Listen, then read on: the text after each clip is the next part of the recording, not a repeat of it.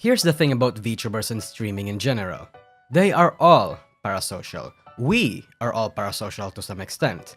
I've made an old video delving into this topic, and I came to the conclusion that parasocialism isn't necessarily a bad thing.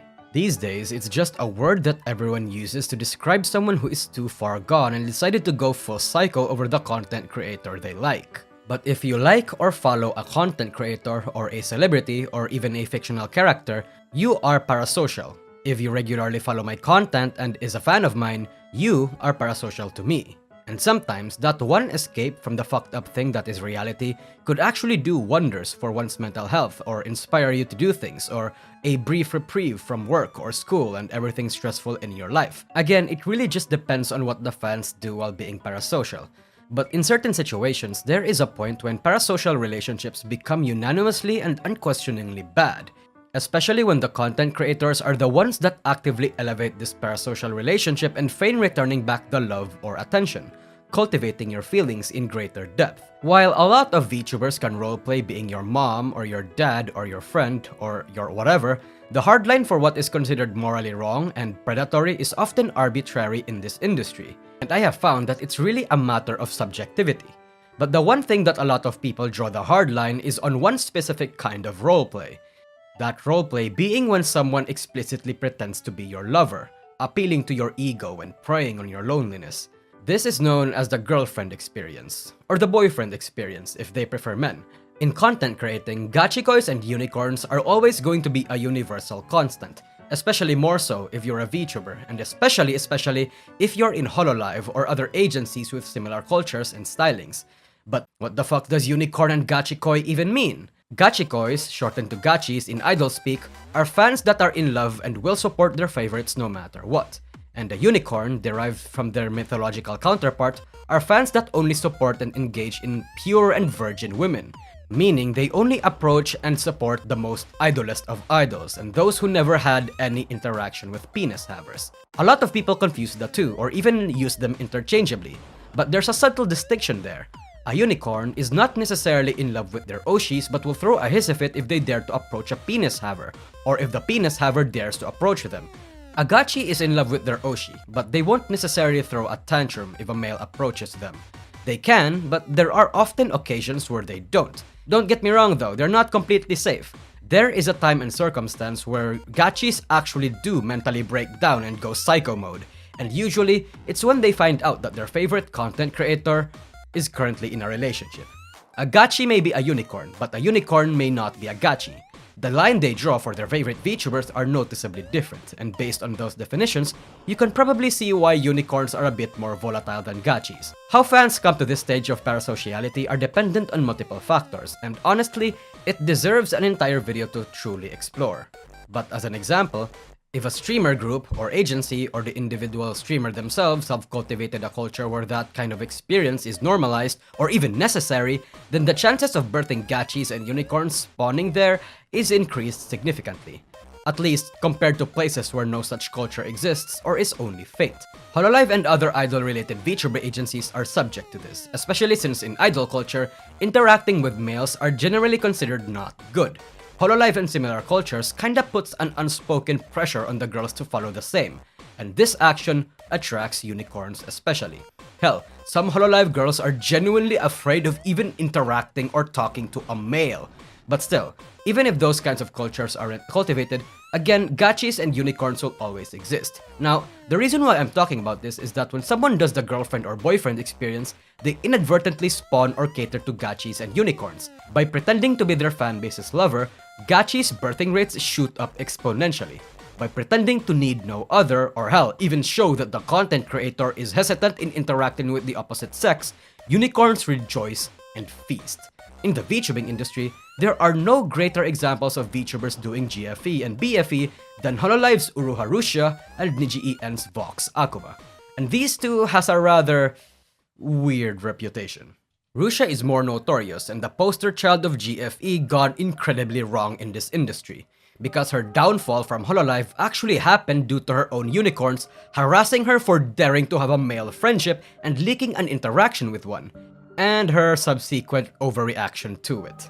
Now, a lot of people think that this was deserved because by doing what she does, she set herself up for the eventual attack by her own obsessive fanbase. Rushia is quite literally the face of parasociality in this industry. She roleplays hard as that one yandere needy girlfriend VTuber, and by hard, I mean really hard. Her acting for her adoration and love and jealousy for her own fanbase is so good that it makes people question if she's actually being half genuine when she says the things that she says. And unfortunately for her, a rather significant percentage of her fanbase believes it, and that applies even to this day. When she streamed with 2 penis havers on stream recently, she was rained by a substantial amount of dislikes and unsupportive comments, to say the least. GFE is so ingrained in this woman's content that it now follows her pretty much everywhere she goes. Our BFE counterpart Vox Akuma has also been subject to a shit ton of unicorns and gachis in the past. He has faced severe backlash because of these people, and yet he still actively pursues it, tripling down on the boyfriend experience. Whether he knows it or not, he is defeated by the pressure of his fans. That's his niche, that's what his fans want, even if there are multiple times he drew that hard line. But when you think about it, is he necessarily wrong when he still pursues BFE content but mock and disavow his own unicorns? He is aware that he is doing the boyfriend experience, but from the name itself, that's really only what it is. An experience, a service. He is only role-playing and sticking to a kayfabe because isn't that what a VTuber is supposed to do? Put on a performance? He is only doing BFE for the sake of the content, and while he has to take some semblance of responsibility because again, doing BFE content inherently entails volatile gachis and unicorns, it poses the question of whether or not he is entirely at fault that his fanbase cannot draw that hard line and can't keep their feelings in check. The question is, why should Vox or other GFE or BFE doers be responsible of their fanbase being mentally ill and volatile when they're just doing their job as a VTuber? So, on my last stream where I talk about Michael, my chat and I had a really interesting discussion of whether or not BFE and GFE is morally wrong, and I got mixed responses with equally valid arguments for both sides. This is very interesting because it just shows how divisive the topic of BFE and GFE is, and whether or not it is an acceptable form of roleplay. Even in VTubing, the one corner in the internet where you can supposedly roleplay and put on a kayfabe as literally anything. So let's have that discussion right here too. Let me have your input in the comments. First, let's delve into the argument about why GFE and BFE is not a bad thing. So, why GFE and BFE isn't wrong is the fact that the streamers are selling an experience, a product, a performance. It's addictive, it fuels bad feelings, and has a shit ton of studies as to why it's bad. In fact, you'd see a lot of people tell you not to do it, yet still think it's not inherently wrong. The core argument there is that the responsibility is up to the individual fan to separate themselves when it gets too real and control their feelings. They need to remind themselves that this is not real. The consumers are responsible for the products they consume. GFE and BFE content isn't shoved down people's throats unlike other more predatory products that has a similar downward spiral like porn or gambling, because in those cases there's a shit ton of ads in it literally everywhere. GFE and BFE is a kind of experience that one has to actively seek out. There are healthy ways to consume it, like, again, escapism. But if you are actively seeking out that experience to live in this delusion in an unhealthy way, and you have a very weird expectation and assumption about your relationship with the VTuber, that's no longer the streamer's problem.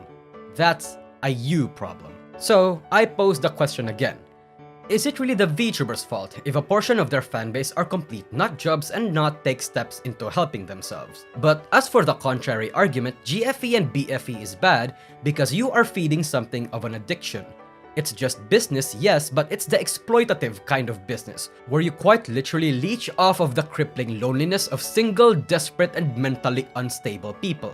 You are like a drug dealer, conducting business, and again, it's a morally wrong business, with severe repercussions and a complete lack of concern for your own fanbase. GFE and BFE naturally entails unicorns and gachis, and that makes your fanbase inherently more toxic and volatile. It's like a ticking time bomb, and when it eventually blows up in your face, then whose fault is it other than yours? You don't blame or fault a bomb for exploding. It's literally what they are and what they're for. Of course a bomb is gonna fucking explode when you play with it. There's an inherent danger to doing BFE and GFE. because you're fueling the toxic kind of parasocial relationship.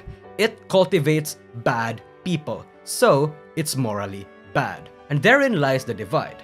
Then again, there are instances where the girlfriend experience or the boyfriend experience doesn't have a hard line or set up boundaries, where the streamer doesn't tell their fanbase to touch grass or remind them that it's not real, where they promise not to involve themselves with the opposite gender and a few other things.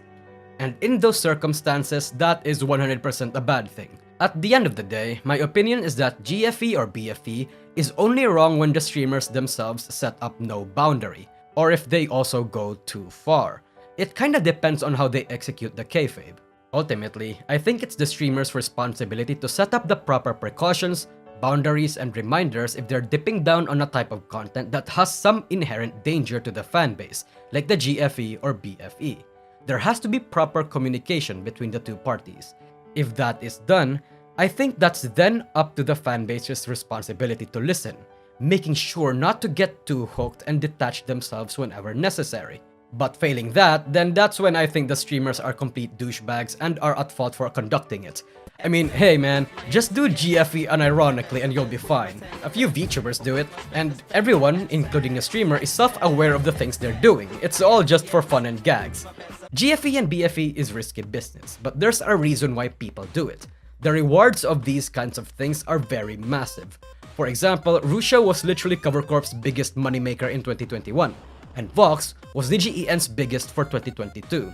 It cannot be understated how much GFE paired with the lewdtuber trope does fucking wonders in raking in cash and clout. But it also draws in a lot of pushback and criticism, and whether the conductors of GFE or BFE care about that is ultimately up to them. In fact, other than one's reputation, GFE and BFE has one severe cause that has been observed in a lot of its practitioners: their mental health. Doing this type of content seems to have profound negative effects on one's psyche in ways I can't exactly pinpoint or describe. Or perhaps one needs to already be somewhat unhinged to fully commit to the bit. Could that be why most GFE or BFE VTubers are mentally, unwell? Does doing GFE make you mentally ill, or do you need to be mentally ill to do GFE? Honestly, it could go either way. In any case, I don't have the qualifications to analyze and say anything about that. But it might be an interesting psychological study to look into. So my opinion in the end falls to the not necessarily wrong crowd. But hey, feel free to disagree. I'd like to hear your thoughts over in the comments. So if your favorite GFE or BFE VTubers aren't reminding you already, let me be the one to do it for them. It's just their fucking job. It's a business.